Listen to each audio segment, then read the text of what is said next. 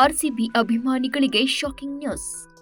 ವಿರಾಟ್ ಕೊಹ್ಲಿ ಐಪಿಎಲ್ನಿಂದಲೂ ನಿವೃತ್ತರಾಗ್ತಿದ್ದಾರೆ ಎಂಬ ಸುದ್ದಿ ಹರಡುತ್ತಿದೆ. ಆರ್ಸಿಬಿ ಜೊತೆಗೆ ಬ್ರಾಂಡ್ ಡೀಲ್ ಮಾಡಿಕೊಳ್ಳಲು ಕೊಹ್ಲಿ ನಿರಾಕರಿಸಿದ್ದಾರೆ ಎನ್ನಲಾಗಿದೆ.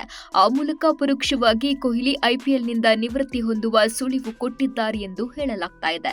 ಅಂತಾರಾಷ್ಟ್ರೀಯ ಕ್ರಿಕೆಟ್ನಿಂದ ನಿವೃತ್ತರಾದ ನಂತರ ಎಂಎಸ್ ಧೋನಿ ಮಾಡಿದಂತೆ ಕೊಹ್ಲಿ ಐಪಿಎಲ್ನಲ್ಲಿ ಮುಂದುವರಿಯುವ ಸಾಧ್ಯತೆ ತುಂಬಾ ಕಡಿಮೆ ಇದೆ.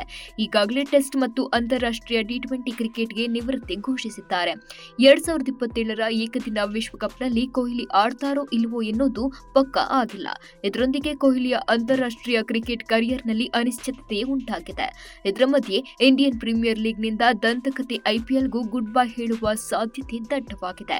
ಕೊಹ್ಲಿ ಕೆಲ ಬ್ರ್ಯಾಂಡ್ನೊಂದಿಗೆ ಒಪ್ಪಂದವನ್ನ ನವೀಕರಿಸಲು ನಿರಾಕರಿಸಿದ್ದಾರೆ ಎನ್ನಲಾಗಿದೆ. ಅದೇ ಕಾರಣಕ್ಕೆ ಆರ್ಸಿಬಿ ಕೊಹ್ಲಿಗೆ ಪರ್ಯಾಯ ಮುಖ ಹುಡುಕ್ತಿದೆ. ಇದು ಕೊಹ್ಲಿ ಐಪಿಎಲ್ನಿಂದ ಹಿಂದೆ ಸರಿತಿರುವ ಸೂಚನೆ ಎಂದು ಹೇಳಲಾಗ್ತಾ ಇದೆ.